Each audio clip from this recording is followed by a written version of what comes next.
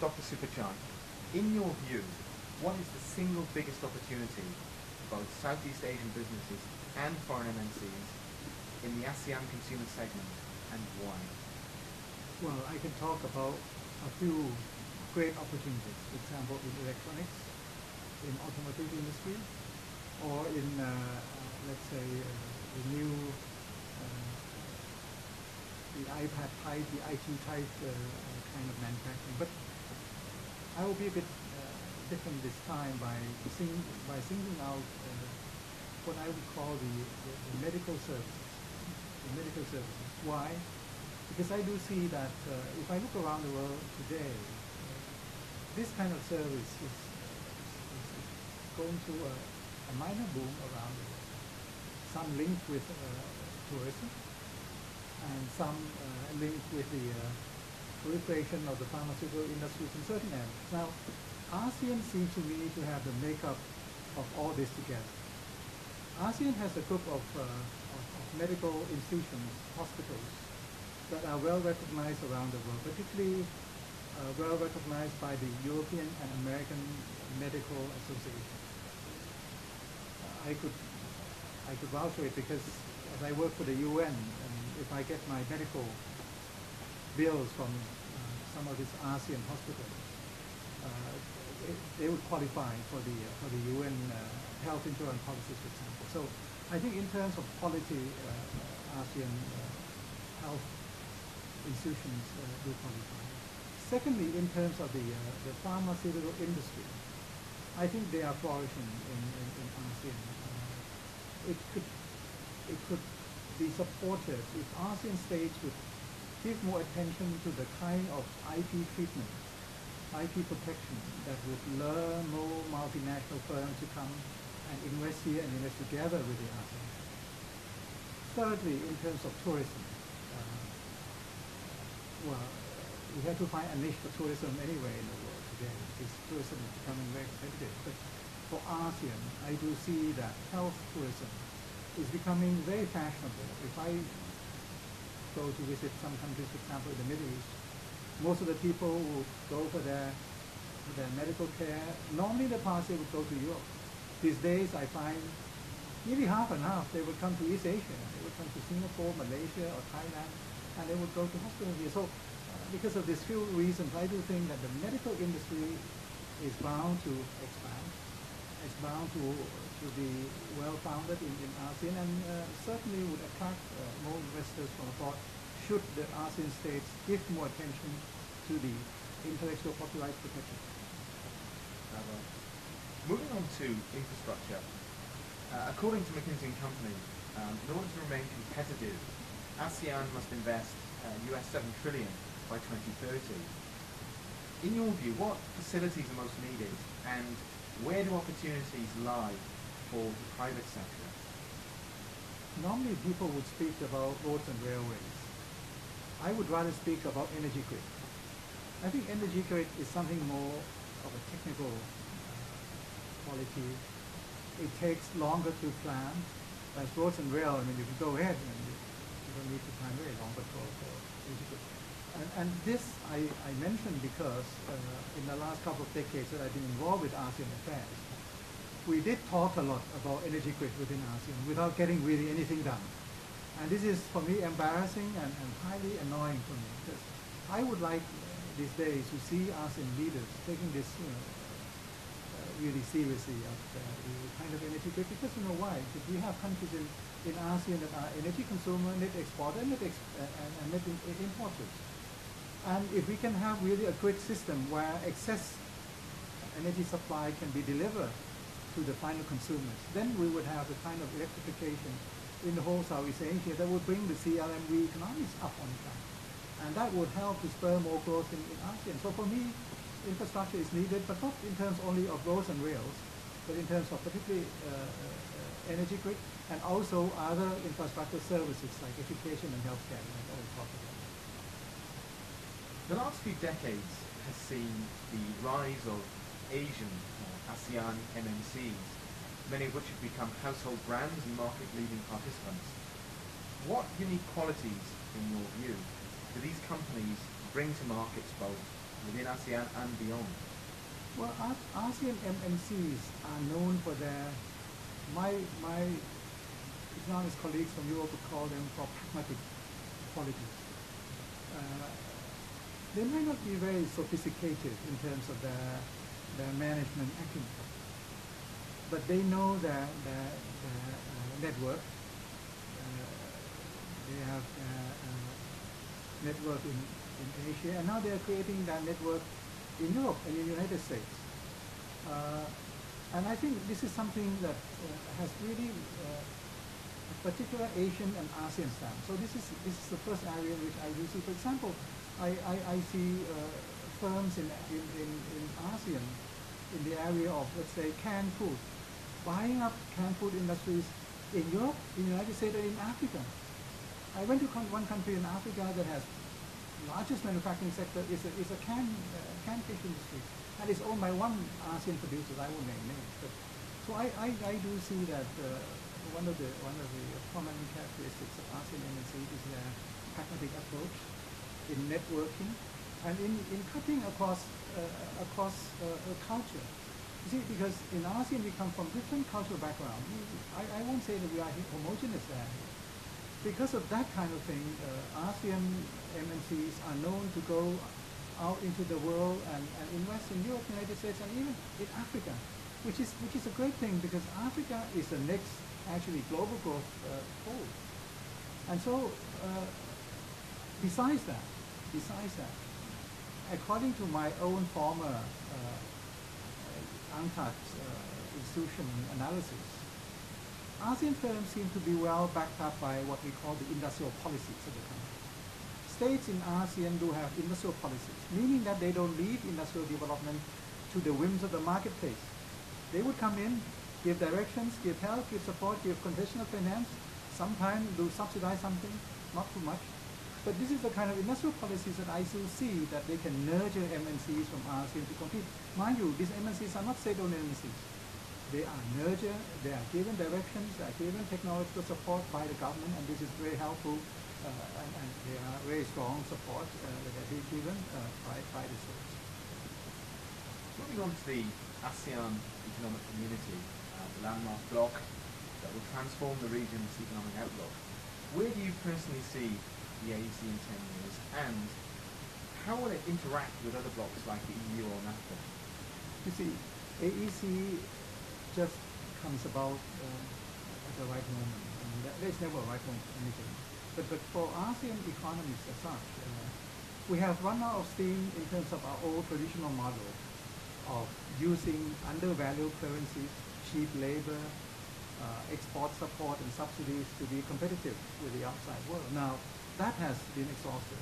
Now we have to be on our own. Now we have to compete, and we have to have our own design, distribution network. We have to have more skilled labor force, and so things are going to change.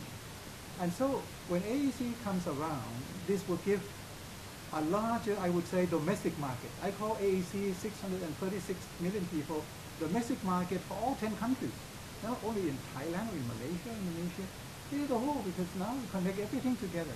So this wider perspective for a market with good variety, different segments of people, different segments of demand will give rise to the kind of, I would say, the regional, ASEAN-wide production network that can take over from where China has left off.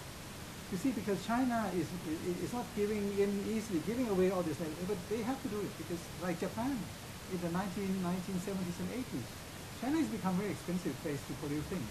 So now, in terms of electronic goods, in terms of household products, China will have to leave it to ASEAN. And you can see that from the rise of Chinese investment into ASEAN, 50% in the last couple of years.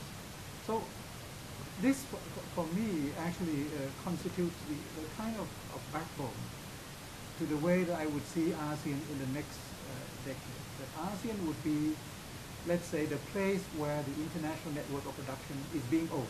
It's not that we're just part of the chain. We're going to own it. We have to have the chain. And the future of the global trade is going to be predominated by the international network of production. So we are going to be in a very good state in the next 10 years. Finally, moving on to Thailand. In your view, where do the most promising opportunities for businesses lie across the vast country, and how do you see the nation's rising middle class evolving over the next 5-10 years?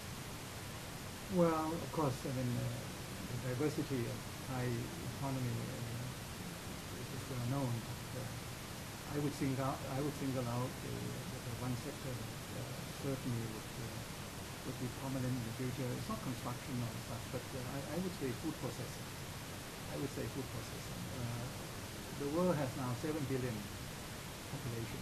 By 2050, I was told we would have 8 billion. Now, 8 billion is used to be called by the FAO that is the optimum level of demographic trend that we can sustain.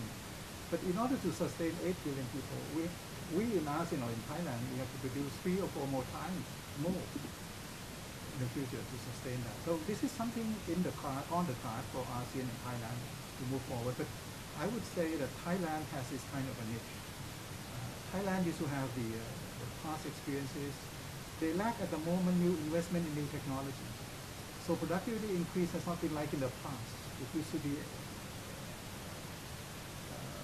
exponential, but now it's a bit slow. So this is something that the Thai government will have to handle. But I do see that food processing, and this is an area in which the Thai MNCs are going out not only in ASEAN, but going out into the world. They are buying all this food processing industry in Europe, in the United States, and around the world. So this is really a very prospective industries in Thailand. The middle class in Thailand has been, I think, lured into a lot of debt finance consumption in the past couple of years, I would say in the last decade. And that is for me something which is not right. We used to be known as a country where the middle class would save to send their children to school, would save for their retirement, would save for to have comfortable life after retirement, because retirement schemes may not have been sufficient. Now that retirement schemes are becoming more and more adequate, I do see that the Thai middle class, which is expanding quite rapidly in the last couple of years, they are going too much into conspicuous consumption. So I would say that you can trust to the Thai middle class consumers that they will consume anything coming from inside or outside of the country, and they can easily be motivated and lured by any advertisement, because I do see as one of the countries in ASEAN that advertising firms are doing so absolutely so well in Thailand, and seems to be paying off so well. So I have I have a bit of an ambivalent attitude towards the Thai middle class. They are now beginning to be overly indebted. Their debts are only lower than the debts of consumers in Malaysia, but that is going to be 80% of the GDP and going to be 90% in the near future. So that is substantial. And so we may need to be able to educate them, the Thai middle class, that they would have to save more. And here lies another area in which we should not be following the advice of some foreign advisors all the time that we should expedite consumption. I do believe that consumption in ASEAN and in Asia is going to be driven by middle class themselves. But what we need to see is to maintain the level, the kind of savings propensity that used to be there, and to be maintained even now, even if retirement schemes are working out better for the middle class in Thailand or the rest of ASEAN. Dr. Supathai, thank you very much. Thank you, sir. Yeah, thank you. Okay, Lee, and what is the single biggest opportunity for both Southeast Asian businesses and foreign MNCs across ASEAN, and why? Okay, this is a $2.5 trillion economy for ASEAN. We take a 20-year view. Potentially, we're going to have an accumulation of about $100 trillion worth of economic funding for ASEAN. If we assume that 50% is going to relate to domestic consumption, then there's going to be about $50 trillion worth of economic sizing on a cumulative basis for the next 20 years. So the question is, what would be the single visible opportunity for all of us. I think it's the goods and services that are going to be consumed by all the ASEAN community members. So we just need to make sure that we ramp up the intra-trade, which has been steadily at only 25% of the collective GDP. So it reflects upon our desire and aspiration to trade with partners beyond ASEAN, which is great. But I think, we should not be staying at just the 25% of the GDP in terms of our trade with, or amongst ourselves. So that's, I think, visibly right there in front of us that we need to capitalize upon. Competition has increased between other regions like China, India and the Middle East. What can national governments and cities in ASEAN do to ensure that the region remains competitive? And what is the role of the private sector in this process? Well, I think the commonality between India and China could perhaps be education. Yes, some countries in ASEAN are more, if not much more educated than some others in ASEAN. That is, I think, an investment that ASEAN collectively ought to take a view on. And I think the government or the governments of some ASEAN countries have recognized that as an issue to be addressed, but it has to be addressed by way of how much fiscal space they have. They have limited tax collecting capabilities. Some countries run at a tax ratio of 12 to 15% of the GDPs. Developed countries run on a rate of 30% of the GDP in terms of how much they collect on taxes. So I think there's room for upside. Now, once this is taken a view of by the government as to how elevate the quality of the education, then they can start talking about elevating the quality and the quantity of the hard infrastructure, the railroads, the power generation capabilities, the seaports, and all that good stuff. Once this gets rolling, I think that's the moment or the pivot when I think the private sector, be it the domestic players or the non-domestic players, will probably gravitate towards. Collaboration has been a key theme of this conference. What can governments and the private sector do to ensure consistency in areas like regulation, financial inclusion, human capital development across all ASEAN nations? Well, collaboration is key amongst ASEAN members. We seem to take it for granted that ASEAN has had peace and stability and also prosperity since the late 60s. And I think this is a unique attribute as to why we may be the least volatile in terms of GDP growth in the last few decades. But I think further on, the private sector needs to be a lot more robust and proactive in terms of talking to each other and be more patient. Yes, we're noticing that perhaps the leadership of some or many governments within ASEAN probably are not as decisive as what we might have seen in the past, but that should not be a factor in terms of diluting the necessary or capacity of the private sector to be proactive and robust. When the gate opens up at the end of this year, I think people will be exposed. The business community will be exposed. But I think we've got to be patient in facing and confronting this reality. Communication needs to be, I think, more advanced, amongst the business community members of ASEAN. So rest assured, we've had that run for decades in terms of peace and stability. We need to make sure that only collaboration and communication amongst the private sector would help sustain, those attributes that we've had in the past.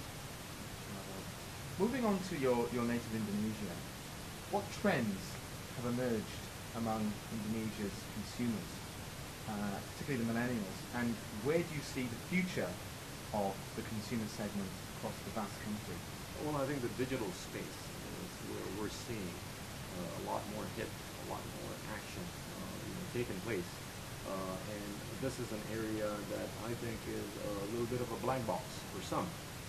And I think it needs to be opened up and unleashed by the operators, the actors, but also by the consumers.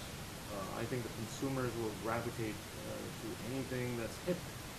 And that's a good chunk of the goods and services that's taking place in Indonesia. Indonesia is known to be a pretty consumptive society. 60% of our population are younger than 39 years old. So that will reflect upon the degree to which we'll be consuming, and at the rate that we're going to stay youthful for a long time. So I think whatever nature of consumption that's new age, that's of the 21st century, I think will characterize the consumption of the society. How is the Indonesian government capitalizing on this opportunity? I mean, the stats are mind-boggling. 280 mobile subscribers.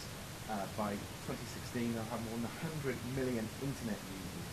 Are there any plans in place to develop the country? I think there's conversations, not just among government officials, but between government officials and non-government people about creating a lot more connectivity. Look, I mean, as I said earlier, not a whole lot of entrepreneurs in Indonesia have access to banking. I think the mobile capability is an area where they could capitalize upon in order to create a lot more connectivity, between the banking institutions and the private citizens, or those that may want to be more entrepreneurial going forward. Talk about the small, medium entrepreneurs. Out of the 55 to 60 million entrepreneurs, only a small chunk of that have bank accounts. So the big chunk of that, I think, could be taking advantage of their handphones for the purpose of connecting themselves with financial institutions. Finally, does Indonesia see itself as a tech hub or a future tech hub? Not in the near term, but I think there are aspirations to get there. But in order to get there, I think we've got to get the basic infrastructure sorted out first. Thank you very much. Thanks, Alex. Thank you, sir. All right. Yeah.